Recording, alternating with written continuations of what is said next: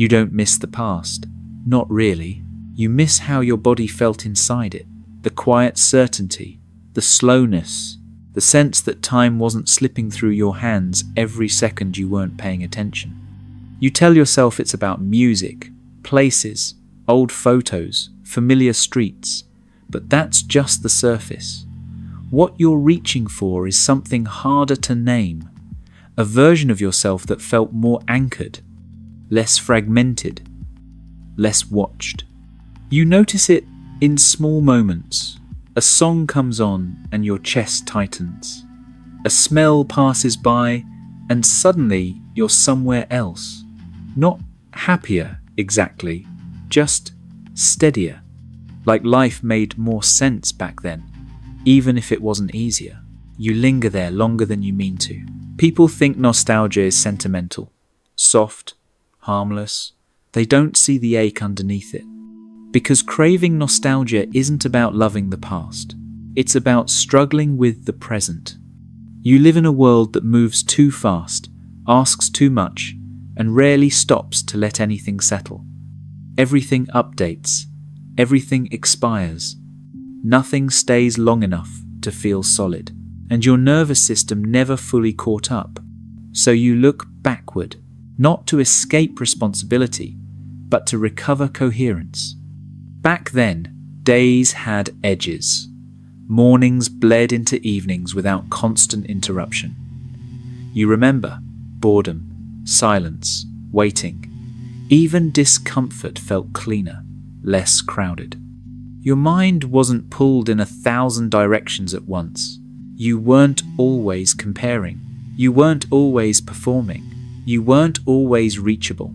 And that matters more than you admit. You crave nostalgia because the present feels noisy and thin, like you're living on the surface of things, never quite sinking in.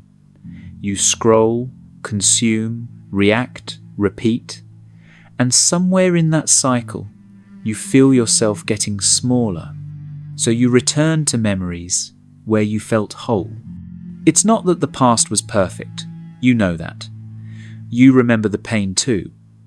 But the pain had shape. It ended. It didn't follow you everywhere in your pocket. It didn't multiply overnight. Nostalgia gives you something the present often withholds: emotional continuity. When you revisit old moments, your identity feels more intact. You recognize yourself. You remember what mattered, who you were before everything became optimized, quantified, and exposed. There's a safety in that recognition, but there's also a quiet danger, because sometimes nostalgia becomes a refuge you don't know how to leave. You start measuring everything now against something then. New experiences feel thinner, people feel less real. Joy feels diluted, like it's missing a depth you can't recreate. You don't say this out loud, but part of you believes you've already lived the most meaningful chapters of your life. That belief weighs heavier than it should. You don't crave nostalgia because you're weak. You crave it because you're sensitive to loss. Loss of rhythm, loss of intimacy, loss of a world that didn't demand constant self-awareness. You learned who you were in quieter conditions, and now you're expected to maintain that self under relentless noise. Of course you feel disoriented. Of course you reach for what feels familiar. Nostalgia slows time, and slowing time feels like relief. You notice how carefully you curate the past. Certain songs, certain memories, certain eras. You return to the same emotional landscapes again and again. Not because you're stuck, but because they regulate you. They calm something in your chest that modern life keeps agitated. That's not pathology. That's self-soothing. But there's a deeper layer most people never look at. You don't just miss moments. You miss permission. Permission to be less visible. Permission to be unfinished. Permission to exist without constant evaluation. In the past, you weren't always thinking about how your life looked. You were just living it. That absence of self-surveillance is what your nervous system remembers as peace. Now, everything is documented, everything is compared, everything is judged. Even your inner life feels exposed, measured against ideals you never agreed to. So nostalgia becomes a place where you don't have to perform. There's a version of you in those memories that isn't optimizing, branding, or explaining themselves. A version that just is. And that version feels more honest than the one you're expected to be now. That's why nostalgia feels sacred. But here's the part you rarely consider. You didn't lose that version of yourself. You lost the conditions that made it easy to access. The past didn't have more meaning because it was better. It had more meaning because you were more present inside it.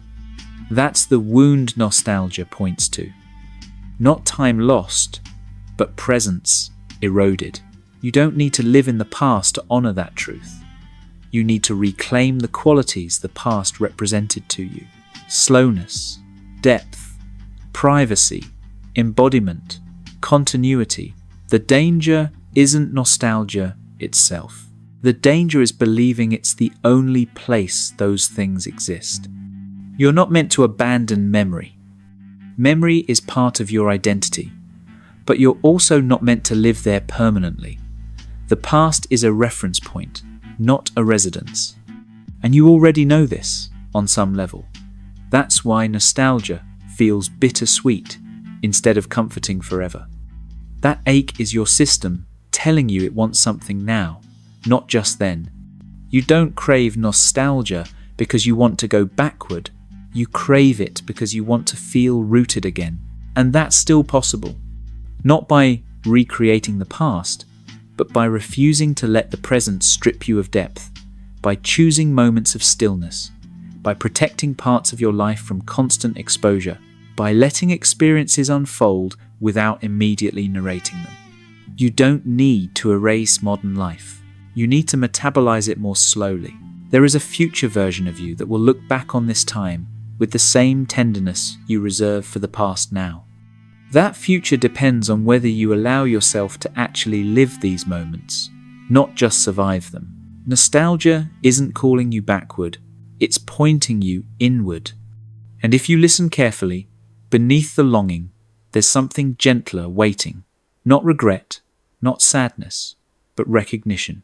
You're still here, still capable of depth, still able to feel at home in your own life. That hasn't expired. It's just been waiting for you to return to yourself.